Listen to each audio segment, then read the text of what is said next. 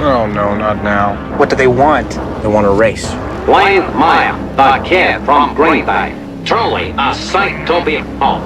The once great champ. Now a study in moppishness. No longer the victory-hungry stallion we've raced so many times before, but a pathetic, washed-up, aged ex-champion. See, here's a good example. Two brothers, one speaks no English, the other learned how to speak English from watching a wide world of sports. So you tell me which is better, speaking no English at all or speaking Howard Cosell? I just want to hang out. No big deal. What's up, everybody? And welcome back to another YoJoeJerk toy review. I'm your host, Raoul Duke, and today we'll be looking at the G.I. Joe Classified. Once a man, Cobra Commander. Alright, let's take a look at this box. And if you didn't know, it comes with a lenticular cover, which means if you grab it, it does this funny thing where the image changes. Ooh, fancy. But beyond that, it opens up and we get to see our beautiful figure in there. And I like how the inside is reminiscent of what the actual boxes used to look like. Over here, we get to see Cobra Commander with the whole Cobra Law shit going on. Globulus, Nemesis Enforcer. On this side of the box, we get that artwork. 130. On this side of the box, more artwork, battle stats, number, QR code. Top of the box, nothing special. Back of the box, artwork, battle stats, legal mush. On the bottom of the box, you get your legal shit and your barcode. Alright, let's open this lintesticle box. I got Excalibur right here. Cut. Alright, this motherfucker's an exclusive, so we're gonna go all nice on the pullout game.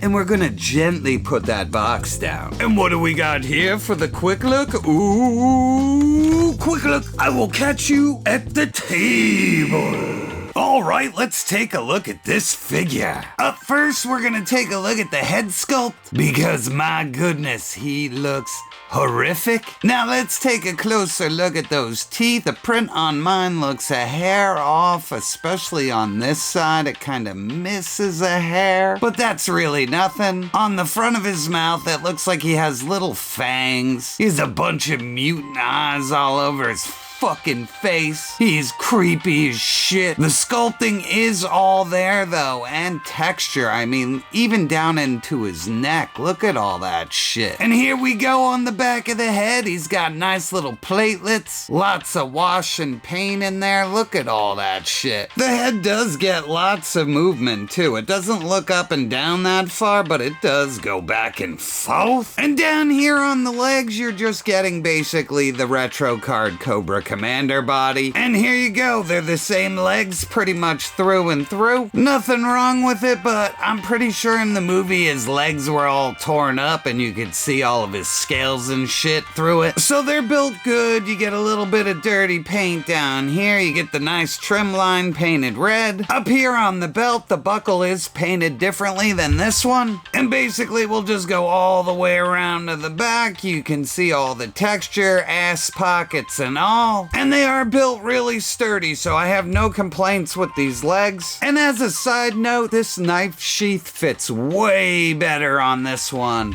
than on this clown here that I got with the hiss tank. So at least they kind of fixed that problem, because the other one I couldn't even move it up the thigh. It was like floating down here. So at the waist and torso, we are getting a completely new figure. I'll pull back the jacket so you can see all the sculpting and detail and texture they put into his body. Here he is from behind without the jacket on, and they did all this paint and it's just covered up. But that shows you some love there. Up here around his shoulders, he's got like that little brown paint line. He does have butterfly joints. Arms are a new sculpt. They are pinless double jointed. And then down on the wrist, he just has your standard gloves. Same thing on the left arm. He just comes equipped with a trigger finger. The arms do move really well. well, and they feel quality, and the double joints really give him a lot of movement. And then at the waist, he does move around a bit, not a lot. And then he gets back and forth movement, not a ton. And here we put his shirt back on so you can see his Cobra symbol there. Shit's all torn and dirty around the back. He's still got a peg hole for his backpack. Up around the collars, painted all white. And I gotta say, all together, this is a creepy as hell figure. All right, let's take a look at the accessories. First up, he comes with extra hands. So this is a clutching hand. This is the pointing hand that's on this Cobra Commander right here. So you can see that in action.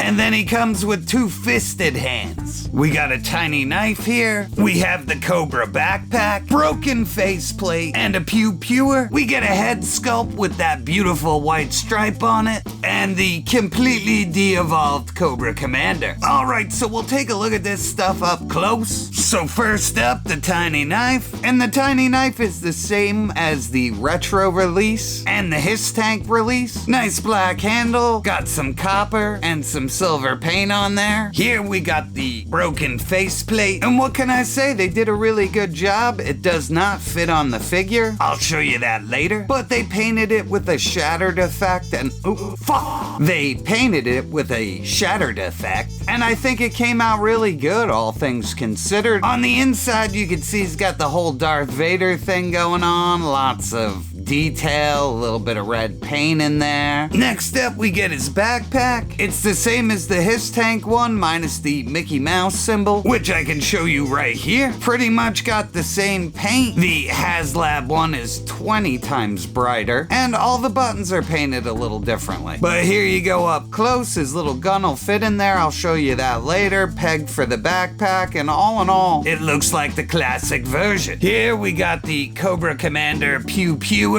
And this thing's on the money, same paint as the other one. Little dab of red, no port for blast effect, but it is a hell of a lot of fun. And here we have his original helmet, and this one's got the white stripe I really wanted this one to have. And it is the same exact helmet, except for this one has that white stripe that makes it 1,000 times better. Plus, my original Cobra Commander's head got pinched in the package, so at least I can get rid of this helmet. So yes, we're gonna pop this head off and throw on the white striped one. And oh my goodness, it fit on there perfectly and looks amazing. Why didn't you just do this? So I am eternally digging this. Oh, look at him back there. He looks perfect. All right, and what you all came to see, completely de-evolved Cobra Commander, and he is basically just one chunk of plastic. His head does not move. His mouth does not open and close. He's got tiny little arms that just go up and down. And this one just kind of whacks himself in the face with his little strong arm. Woo!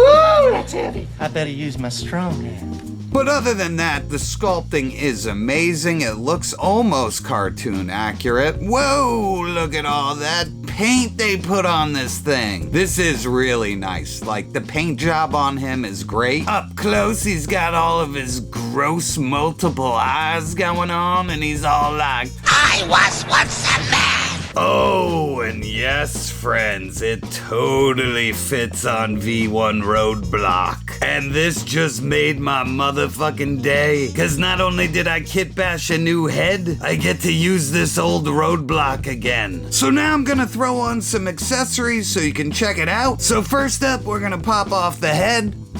And here he is with the helmet, and I know this is the HasLab one, but it is the same fucking helmet. And it fits on there good. I mean, he looks jacked. I wouldn't fuck with this version of Cobra Commander. Backpack ports in no problem. And there it is, looks all nice and shit. Pew-pewer fits in there no problem. You just lay it down there and push it in, and there you go. Look, pew-pewer. Knife fits in the sheath no problem. Boop. And I'm not gonna mess around with the hands, I'll leave that to you. I can tell you they work great on him, and this is pretty much the same fucking deal. So real quick, I wanted to show you the mask does not fit on there at all. It'll just fall off. But he can hold on to it, so there you go. And for size comparison, we have him with the retro Cobra Commander and the Supreme Leader Cobra Commander. And here we have Jinx and Rock and Roll. And here we have Destro and Doc. And here we have retro-carded Duke and that dirty Dr. Meatball Fender. So at the end of the day,